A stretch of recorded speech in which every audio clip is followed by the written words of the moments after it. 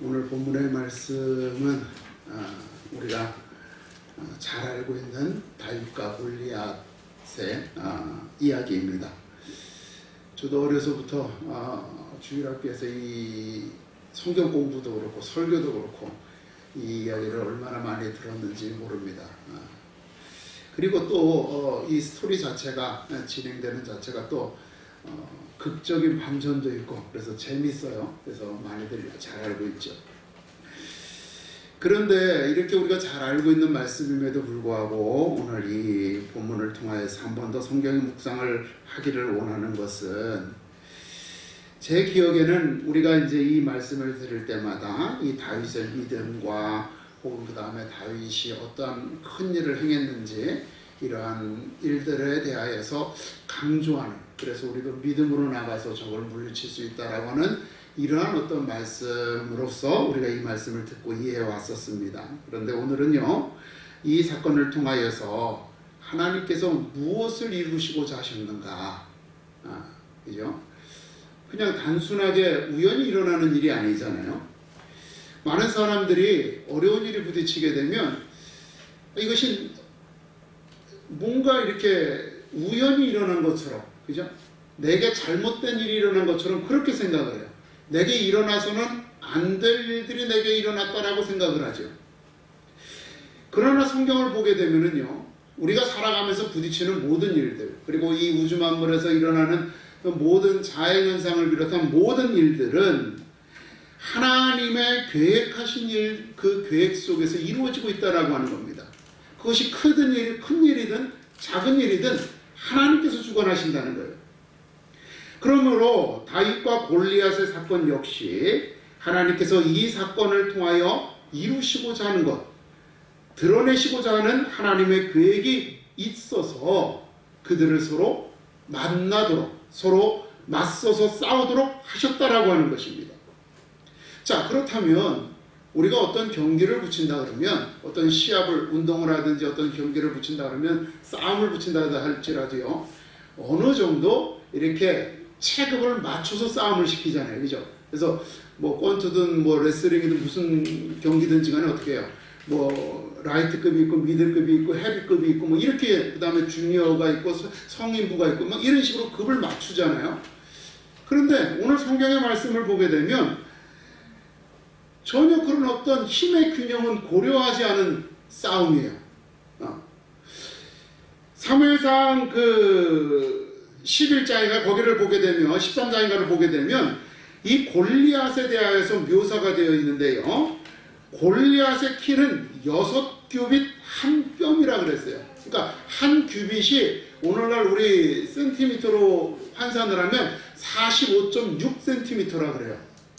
그러니까 약 한 45cm를 잡더라도 6규빗이면 6을 곱하면 어떻게 돼요?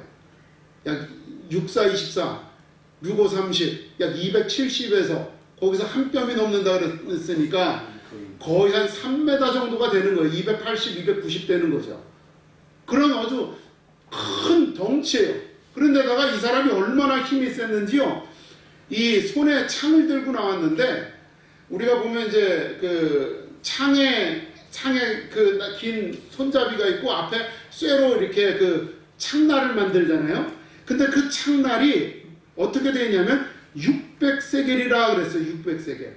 600세겔이 한 세겔은 오늘날로 말하면은 약 11.4g이기 때문에 600세겔이라 그러면 약 오늘날로 말하면 7kg 정도 해야 돼요.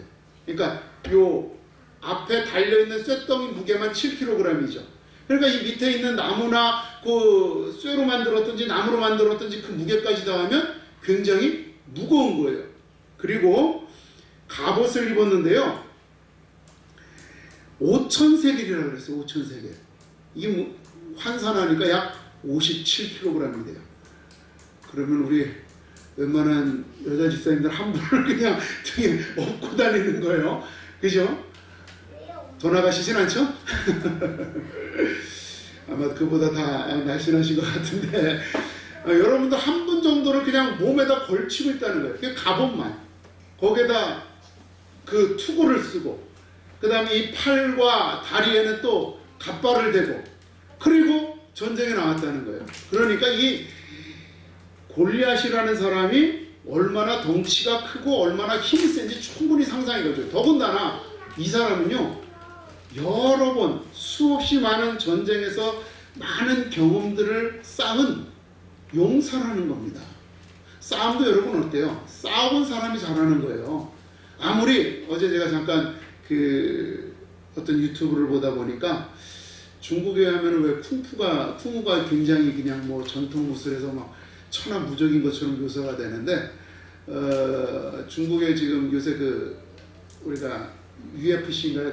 격투기 하는 선수가 중국의 TV에 나오고 막 이렇게 유명했던 고수들을 찾아가서 한 사람씩 다 때려 눕히는 그런 영상을 봤어요. 그러면서 그 사람이 하는 말이 그래요.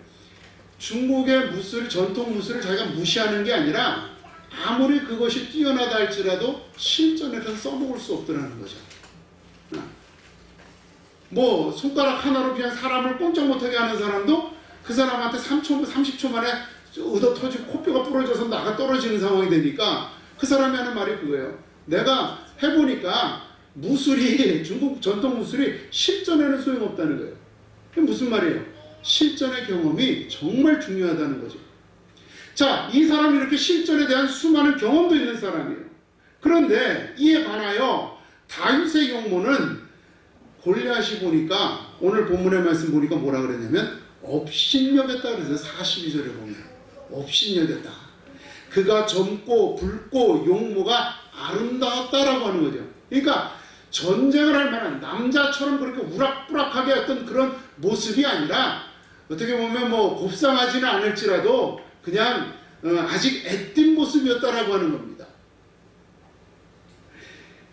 더군다나 이 다윗은 싸움이라고는 한 번도 해보지 않았어요. 그에게 있는 경험이라고 하는 것은 오직 양을 치는 목동으로서의 삶이었던 거예요. 그래서 전쟁에 나갈 때조차도 형들에게 밀려서 못 나갔던 사람이에요. 그런 다윗과 골리앗, 이런 엄청난 격차를 보이는 골리앗과 다윗을 전장의 한가운데서 하나님께서 만나게 하셨다는 겁니다. 굉장히 불합리하죠. 상황이 너무나도 우리가 볼 때는 합리적이지 못하고 한쪽 편에 기울어 있는, 이미 이건 싸움이 안 되는 그런 상황이었습니다. 그런 상황에서 골리앗은 다윗을 조롱합니다. 너를 내가 공중의 새와 들의 짐승의 먹이로 내 살을 발라서 주겠다라고 하면서 골리앗은 다윗을 향해서 돌진을 합니다. 그럴 때 그 골리앗을 보고 다윗은 재빠르게 달려가면서 물맷돌을 던졌다 그랬어요. 그리고 그 물맷돌이 정확하게 그의 이마에 맞음으로써 그가 쓰러졌고, 성경을 보게 되면 다윗이 골리앗의 칼을 뽑아서 그 칼로 골리앗을 죽였다라고 이렇게 말씀을 하고 있습니다. 이것이 이 다윗과 골리앗의 싸움의 전말입니다. 그럼 이 싸움에 대하여서 하나님께서 무엇을 드러내시고자 하시는가 하는 거죠. 이러한 싸움에 대하여서 다윗은 오늘 본문에 보니까 이렇게 말합니다. 온 땅으로 이스라엘에 하나님이 계신 줄 알게 하겠다라고 하는 겁니다. 이게 이 싸움의 첫 번째 목적인 겁니다. 다윗은 하나님께서 그들과 함께 하시는 것을 믿었습니다. 이스라엘 백성들은요, 하나님께서 아브라함에게 가나안 땅으로 인도하겠다라고 하는 그 약속을 받은 하나님의 백성입니다. 그래서 이스라엘 사람들은 언제나 하나님께서 그들의 앞서 가시면서 그들을 이끌어 가시는 분이라고 생각을 했어요. 마치 광야에서 구름 기둥과 불 기둥으로 이스라엘 백성을 인도하셨던 것처럼 이렇게 이스라엘 백성들을 역사를 인도해 가시는 그 하나님. 그렇다고 해서 그 하나님이 그들과 항상 함께 계신다라고 생각하지 않는 거죠. 그들은 하나님의 백성이라고 하는 믿음은 있었지만 그 하나님이 그들과 함께 그리고 그들 안에 계신다라고 하는 믿음은 없었던 겁니다. 그죠? 언제나 하나님은 멀리서 하늘에서 우리를 지켜보시고 우리를 심판하시고 우리에게 은혜를 베푸시는 그런 하나님이라고 생각을 한 거죠. 그런데 다윗은 뭐라고 고백하느냐면 이스라엘 애라고 하는 거예요. 이 애라는 표현은 뭐예요? 이스라엘, 영어로 보면 인이란 말이에요. 이스라엘 안에란 말이에요. 이스라엘 안에 하나님이 계신다라고 하는 겁니다. 이스라엘 하나님께서 이스라엘 외부에 바깥에 계시는 것이 아니라 멀리서 지켜보시면서 필요할 때 도움을 주시는 분이 아니라 이스라엘 안에 함께 계신다라고 하는 겁니다. 예수 그리스도께서 이 땅에 사람의 옷을 입고 이 땅에 오신 것처럼 우리 하나님께서는 이스라엘 안에 함께 계신다라고 하는 것입니다. 그런 다윗은 이 믿음에서 주님이 함께 하신다라고 하는 그 믿음에서 한 걸음 더 나아가서 그들과 함께 계신다고 선언했던 겁니다. 그래서 이스라엘은 단순하게 한 민족이나 한 국가가 아니라 하나님을 이 세상에 대하여 나타내는, 그렇게 하기 위하여서 선택받은 백성이라고 하는 확신을 가지고 있었던 거죠. 그래서 골리앗이 싸움을 걸면서 이스라엘 백성들을 조롱하면서 그들을, 우리 이스라엘 백성들이 섬기는 하나님을 능멸할 때에 다윗이 참지 못하고 분개해서 일어난 거예요. 저가 누구인데 감히 우리 하나님 여호와를 능멸하느냐, 조롱하느냐라고 하는 거죠. 이스라엘 백성이 그렇게 기가 죽어서 움츠리고 있는 것은 결국은 저 믿지 않는 이방인들에게 하나님의 능력이 부족한 것처럼, 하나님의 힘이 부족한 것처럼, 하나님의 도움이 없는 것처럼 보이게 한다는 거죠. 그래서 다윗은 그 자리에서 들고 일어나서 자신이 그 어느 누구도 골리앗을 맞서서 싸우러 나가려고 하지 않는 그때에 내가 나아가서 싸우겠습니다라고 떨쳐 일어났던 것입니다. 여러분, 이스라엘 백성은 이렇게 하나님의 영광을 이 세상에 나타내기 위하여 선택된 백성임을 다윗은 알았던 것입니다. 두 번째로 여호와의 구원하심이 칼과 창에 있지 아니함을 이 무리에게 알게 하려라 그랬습니다. 여러분, 여기서 이 무리는요, 블레셋 사람들이 아니에요. 이스라엘 백성이에요. 왜 그럴까요, 여러분? 골리앗이 그 골리앗의 덩치를 보고 골리앗이 들고 있는 무기를 보고 그를 둘러싸고 있는 갑옷을 보면서 이스라엘 사람들은 지레짐작한 거죠. 야, 졌다. 싸워봐야 잽이 안 된다. 그리고는 다 숨어 있는 거예요. 골리앗이 앞에 나와서 나와라 한판 붙자 라고 계속 도발을 하는데 왕부터 말단 종에 이르기까지 누구도 싸울 만한 용기를 얻지 못했습니다. 왜? 도저히 저를 상대할 수 있는 자신이 없거든요. 우리 사람들은 눈에 보이는 그들이 가지고 있는 무기를 보고 판단하는 거예요. 그것을 가지고 저 사람의 전력과 나의 전력을 비교해보고 이것이 싸움이 되냐 안 되냐 판단하고 그것에 따라서 행동한다라고 하는 겁니다. 그래서 그렇기 때문에 그 골리앗이 하나님을 능멸하고 조롱함에도 불구하고 의분을 느껴서 맞서지 못한 채 숨을 죽이고 자신의 목숨을 부지하는 일에 온 힘을 기울이고 있었습니다. 누가 대신 나가주겠지, 누가 대신 싸워주겠지, 내 이름만 부르지 않았으면 좋겠지, 그런 마음인 거예요. 그러나 다윗은 하나님께서 함께 하심으로 그를 능히 이길 수 있다라고 하는 사실을 확신했습니다. 비록 자신은 어린 소년이고 경험도 없고 그에 비하면 키도 작고, 실제로 사울왕 앞에 갔을 때 사울왕이 진짜 너 대단하다, 너 대견하다, 그래서 너라도 나가서 싸우겠니? 하면서 어떻게 해요? 자신의 갑옷과 자신의 칼을 줬어요. 그 갑옷을 입으라고 주고 그 칼을 두고 나가라고 싸우라고 줬으나 다윗은 어때요? 이것이 자기 몸에 안 맞는 거예요. 오히려 자신의 행동을 불편하게 하고 더 힘들게 하니까 그 칼과 갑옷을 다 내려놓고 어떻게 그냥 자기가 목동하면서 그 늑대나 여우를 쫓아낼 때 사용했던 그 물맷돌과 물매, 이거 하나만 가지고 나간 거죠. 그가 그렇게 나갈 때의 마음속에는 어떤 거예요? 내가 이렇게 빈몸으로 나를 보호할 수 있는 어떤 방패나 어떤 갑옷이 하나도 없어도, 내가 싸울 수 있는 어떤 창이나 칼이 하나도 없어도 하나님께서 함께 하시면 나는 이길 수 있다라고 하는 마음, 확신을 가지고 나간 것입니다. 눈에 보이는 골리앗은 도저히 상대가 되지 않는 용사이었으나 하나님께서 이스라엘을 구원하실 것을 확신했습니다. 왜? 하나님은 이 세상을 창조하신 전능하신 하나님이시기 때문에 그분이 함께 하시면, 그분이 나와 함께 하시고 내 안에 거하시면 내가 능히 싸워서 이길 수 있습니다라고 하는 확신 속에서 그는 나아갔던 것입니다. 여러분, 이 두 가지 사실이 다윗이 고백한 이 골리앗과의 싸움에서 하나님께서 이루시고자 하는 일이었습니다. 먼저는 저 믿지 않는 사람들 앞에 하나님이 이스라엘 안에 함께 하신다라고 하는 것을 증거하는 것. 두 번째는 하나님을 믿는다라고 하면서도 기가 죽어서 수그리고 있고 움츠러들고 있는 그 이스라엘 백성들에게 하나님이, 그 하나님의 백성은 칼과 창으로 싸우는 것이 아니라 여호와의 이름으로 싸우는 것이라고 하는 것을 보여주는 것이었습니다. 여러분, 오늘 우리는 이 세상에서 이 이스라엘 백성과 같은, 다윗과 같은 존재들입니다. 우리는 이 땅에 하나님을 나타내는 그리스도인입니다.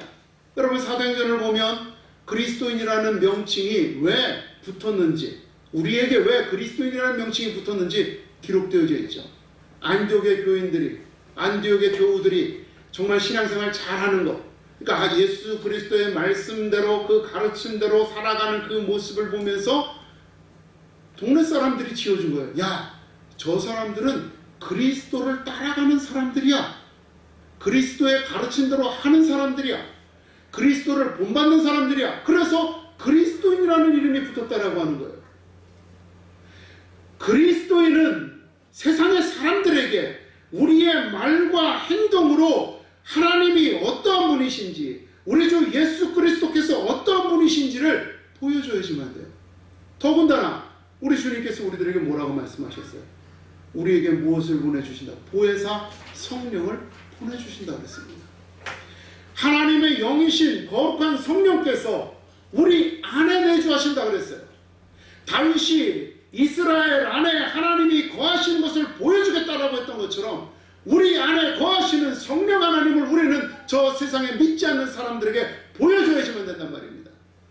우리의 말과 우리의 행동으로, 우리가 그들 앞에서 어떠한 말을 하고 어떠한 일들을 하고 어떠한 행동을 하는지에 따라서 그들은 우리를 통하여 하나님을 보고 주님을 보는 것입니다. 우리는 하나님과 함께하는 사람들입니다. 하나님께서는 우리 안에서 우리를 인도하시고 우리를 보호하시며 우리를 위로하십니다. 그러므로 여러분, 우리는 세상에 그 하나님을 드러내며 그분께 영광을 돌리는 주님의 자녀가 되어야 할 줄로 믿습니다. 그렇기 위해서 여러분, 우리는 당당해야지만 돼요. 당당하게 세상 앞에 맞서야지만 합니다. 세상은요, 우리의 믿음을 위협하고 유혹하고 억누르려고 합니다. 그들이 사용하는 무기는 돈이고 명예고 권력입니다. 세상의 사람들이 모두 고개를 숙일 수밖에 없는 그것들을 가지고 우리들을 압박하고 우리들을 유혹하며 우리가 그 앞에 머리를 숙이도록 강요하고 있습니다. 예수님께서 40일 동안 광야에서 금식하신 후에 그 사단이 예수님 앞에 나와서 시험을 했습니다. 첫 번째가 뭐예요? 돌을 가지고 떡을 만들라는 겁니다. 그죠? 먹는 문제를 해결하라는 거예요. 우리 사람에게 먹는 문제, 먹고 사는 문제 얼마나 중요합니까? 사단이 이와 같이 먹고 사는 문제로 우리를 늘 유혹하고 우리를 늘 넘어뜨리려고 합니다. 또 뭐라 그랬습니까? 자기한테 경배하라 그럽니다. 자기한테 머리만 숙이면 모든 권세를 주겠다라고 말합니다. 여러분, 우리가 얼마나 많은 권력을 가지고 싶습니까? 우리는 하다못해 학교에서도 권력을 가지려고 어린 아이들 중에도 그 안에서 서로 다툼을 한단 말이에요. 유치원에 가도 힘센 아이가 있고 힘한 약한 아이가 있는 거예요. 그만큼 인간은 권력을 쟁취하고 싶습니다. 그래서 누군가에게 명령하고 지시하고 싶어요. 그 권력을 가지고 우리를 유혹합니다. 또 그 다음에 사단은 뭐라고 유혹을 해요? 성전 위에 데리고 올라가서 뛰어내려봐라. 그러면 천사들이 와서 너를 바치리라. 여러분, 명예죠. 모든 사람들 앞에서 존경받고 인정받고 섬김받는 사람이 되고 싶어하는 것이 인간입니다. 우리는 사람들이 나를 위해서 존재하기를 기다리지 내가 그 사람을 위해서 존재하겠다라고 하는 그러한 사람이 없습니다. 이처럼 세상의 권세는, 사단은, 마귀는 우리가 정말로 필요하는 것, 우리가 간절하게 원하는 것, 그것을 가지고 우리를 시험하는 겁니다. 물론 지금 말씀드리는 것은 돈이나 명예나 권력일 뿐이지만 어떤 사람들에게는 그것이 사람일 수도 있고, 어떤 사람에게는 사랑일 수도 있고, 어떤 사람에게는 직업일 수도 있고, 어떤 사람에게는 보물일 수도 있죠. 보석일 수도 있습니다.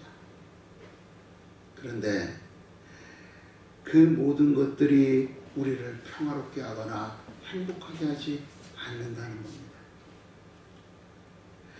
우리의 삶은 돈과 명예와 권력으로 이루어지는 것이 아니라 오직 살아계신 하나님의 보호하심 속에서 우리가 살아갈 때 우리는 그 안에서 참된 평안과 위로와 행복을 얻게 된다라고 하는 사실입니다. 우리는 세상에 이 사실을 보여주는 사람이 되어지게 돼요.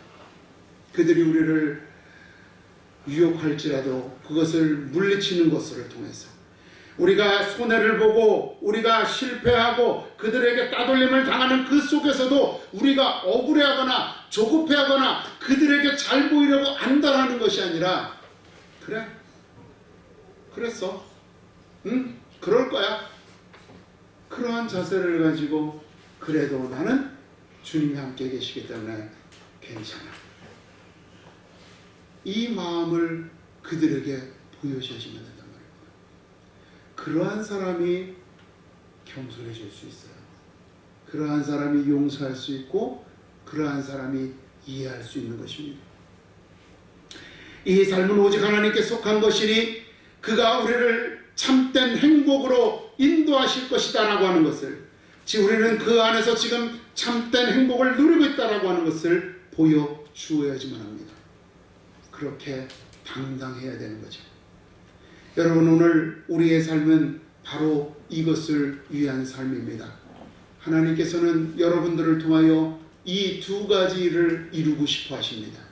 저 안 믿는 자들에게 하나님이 우리와 함께 하심을 나타내는 것, 우리의 삶 속에서 주님이 보호하시고 인도하심을 통하여 이 세상 앞에 당당하게 맞서는 모습을 보임으로써 우리의 믿음의 후진들에게, 후배들에게, 자녀들에게 참된 믿음의 본을 보이는 것, 이 두 가지를 주님은 이루시고 싶어 하신다는 겁니다. 우리를 둘러싸고 있는 역경 속에서 우리를 건져내시는 것을 통하여서, 우리를 둘러싸고 있는 유혹들 앞에서 우리의 믿음을 지키는 것을 통하여서, 우리의 가슴속 깊은 절망 속에서 우리를 일으키시는 것을 통하여서 하나님께서는 우리와 함께 하심을, 우리의 삶을 하나님께서 주관하시는 것임을 드러내시는 것입니다. 그러므로 여러분, 모든 걱정과 염려와 모든 불안을 하나님 앞에 맡기고 여러분, 우리 일어섭시다. 그러면 주님은 저 여러분에게 역사하실 줄로 믿습니다.